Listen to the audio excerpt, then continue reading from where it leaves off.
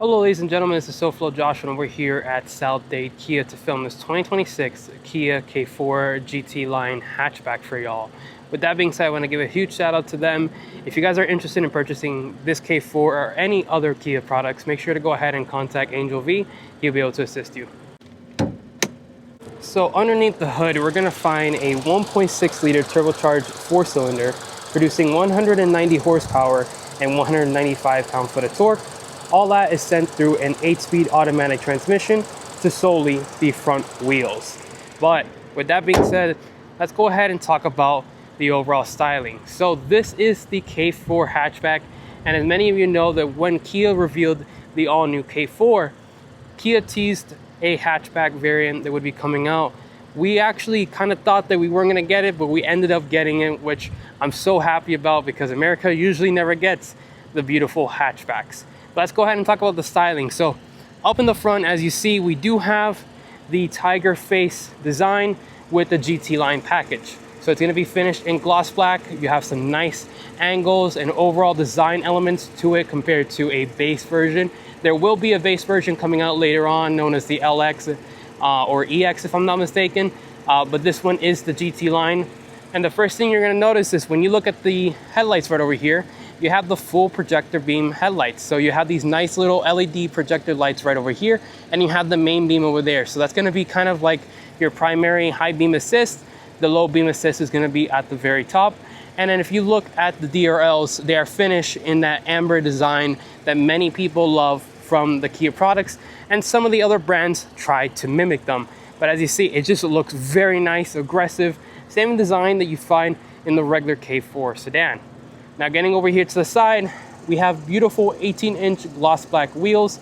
They have that nice design element to it where they're in motion even though it's standing still. You do get gloss black around the surround for the wheel fender area. I know many people don't like that, but actually it doesn't look too bad. It does have a little bit of a metallic flake to it, which is expected for a overall, sporty design. And now when we back up, as you see, the overall design of it. Now, it is shorter than what you'd find in the sedan variant, but honestly, it is not that bad. It looks very striking. And once we get over to the rear, I'll show you how the hips look like. But we do have the gloss black mirror caps right there, LED lighting, silver outline underneath the side of the windows. And it looks really good. I actually like the greenhouse effect. It's actually pretty large for what it is. And like I mentioned, when you look at these sides over here with the fender, the way they extended it is actually beautifully sculpted. It kind of concaves a little bit onto the fender area where the wheels at. I just think it looks stunning.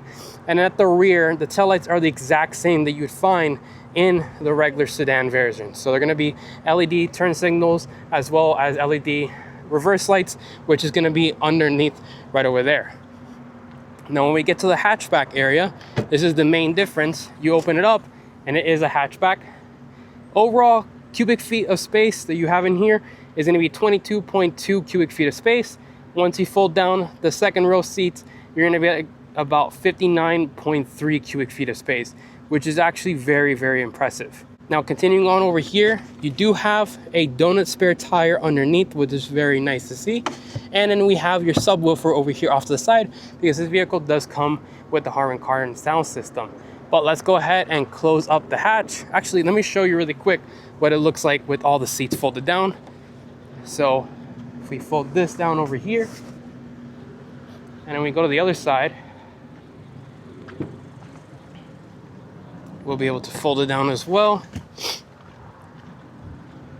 And as you see, you have tons of space in here compared to the sedan. You're gonna get loads of space, be able to put a large TV in here. Actually, if I'm not mistaken, the promo videos and pictures actually showed about a 70-inch TV, if I'm not mistaken, but it's actually very impressive how much space. Once you remove the tonneau cover, you'll be able to, load up this vehicle like you can imagine. And then closing up the hatch, you just grab the handle here, and throw it down, and that's it. Let's go ahead and get into the rear now.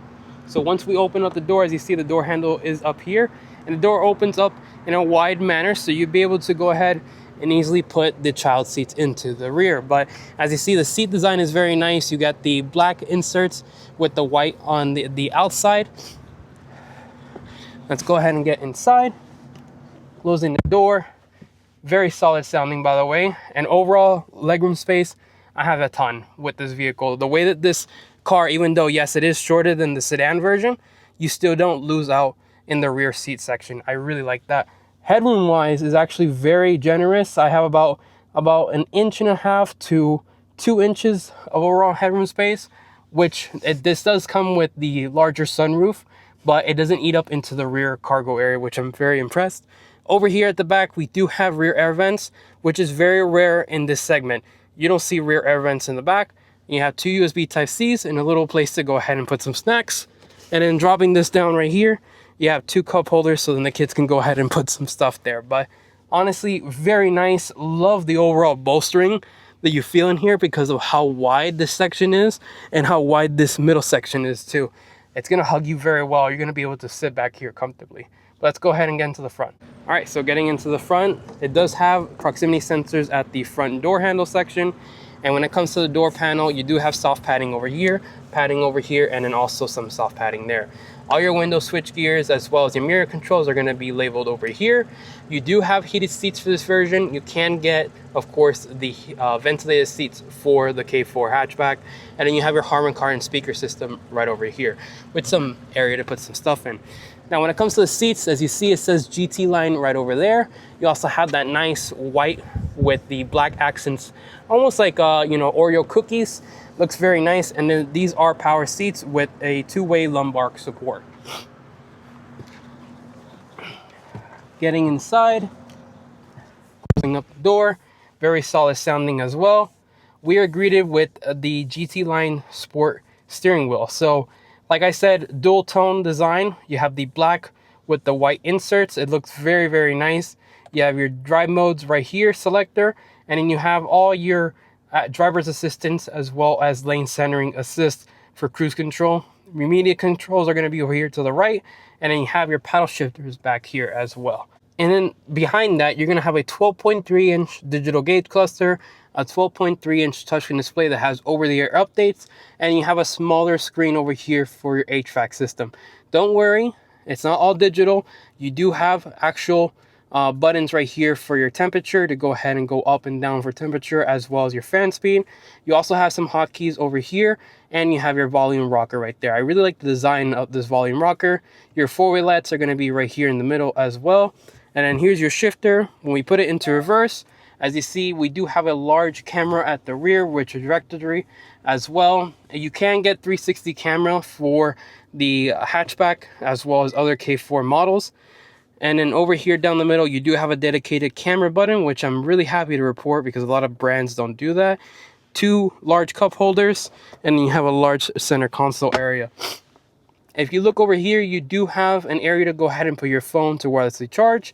And you have 2 USB Type-Cs right there that you can actually change from charging or media and charging at the same time, as well as a regular 12-volt outlet right off there in the bottom. But overall, this interior is very nice. I like the overall design of it. You know, the K4 is a very popular vehicle. It's actually really selling very well within the brand for Kia, but I think they did a great job.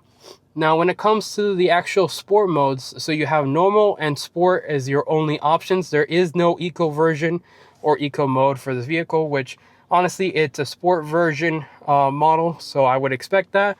And then opening up here, you do have your sunroof. So this is your standard size sunroof, but it does have a large opening as well. So as you see, it opens pretty far back to give a little bit of light into the cabin space. And it looks very nice. I like the overall design of it.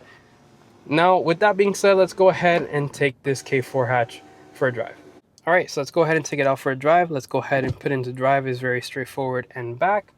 And let's take it out to South Dixie. Now, like I mentioned, this model features a 1.6 liter turbocharged 4-cylinder producing 190 horsepower and 195 pound-foot of torque. All that power is sent through an 8-speed automatic transmission. Gone is the old DCT transmission of yesteryear and can only be sent to the front wheels. But go ahead and look at that. Great power delivery. And you get up to speed very quickly. You know, this is a hatchback at heart, for crying out loud, and it's actually very, very good. Now, Kia has said that if enough people are interested, they will have an optional manual transmission, a good old 6-speed manual transmission. But for the time being, right now we have the 8-speed automatic. So once you put your foot on the floor, it actually gives it enough juice. It's actually a really good transmission. I like this transmission a lot better than what the old DCT was. I wasn't a huge fan of that dry clutch DCT transmission. It's a shame that Kia never got the wet clutch of the Elantra N version. I wish they would have gotten that, but you know, at least we still have the 8-speed automatic transmission in this model, and it's a lot better. It's a lot better responding compared to that model. Now, sitting in here and seeing out, you actually have really good view out the vehicle. Very wide, you know, windows, front, back, as well as over here. And even though it is a hatchback, you could still see out the rear glass, which is very rare when it comes to hatchback models. They don't have a really good opening design, but this vehicle does have a better opening, so just know that. I'm gonna go ahead and put it into sport over here, and then we are going to give it gas. Wow, that's impressive. The way that the transmission shifted downward, but also had a little bit of, you know, wheel chirp, is very, very impressive. I like the fact that this vehicle, you could be sporty, and you do have paddle shifters over here. So if we kick it over here to, you know, manual mode, you will be able to see how it feels. We're actually going to go around here in the roundabout and see how it feels performance wise.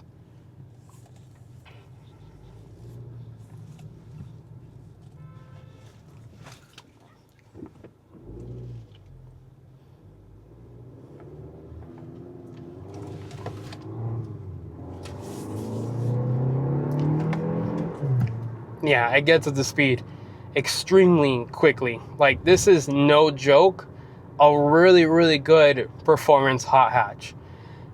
I really hope that Kia comes out with a full-fledged GT model. It's unsure right now. They could end up switching their mind and doing a full-fledged GT model, but we'll have to wait and see how it does in terms of overall sale. Maybe they'll go ahead and consider it, but if they're considering a manual transmission already, maybe they might consider a full-fledged GT.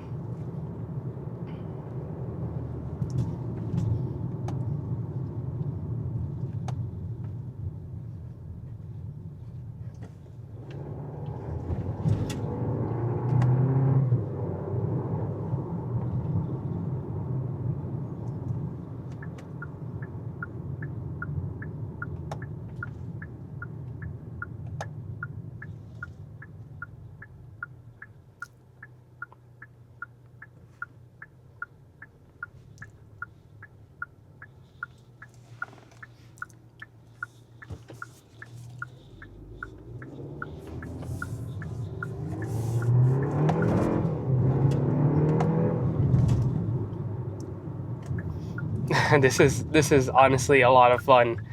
I really like the way this GT line, or I mean, my bad, hatchback feels. This is a lot more playful compared to the sedan version. I don't know what they did, but there's something very unique about this version. I don't know. I just have a lot more fun in a hatchback than you would do with a sedan.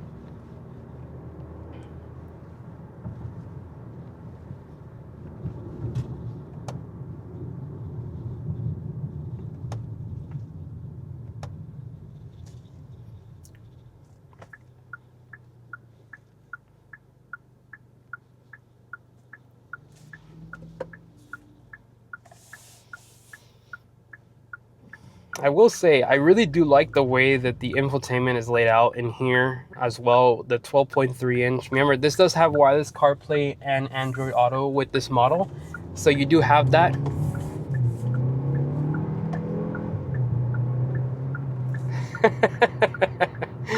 Wow, super impressed.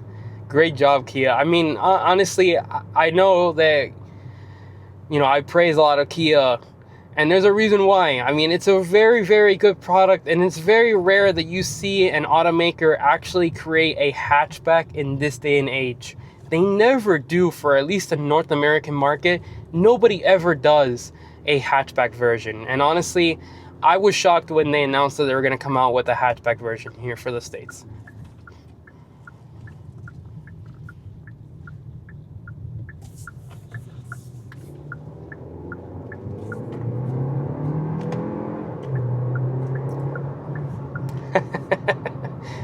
This car is just amazing, and then we can just drop it down into normal mode, and that's it. We'll just put it back into D. I want to give a huge shout out to South Dade Kia for allowing me to drive this vehicle once again. If you guys are interested in purchasing any of their Kia products, make sure to go ahead and contact Angel V. He'll be able to assist you.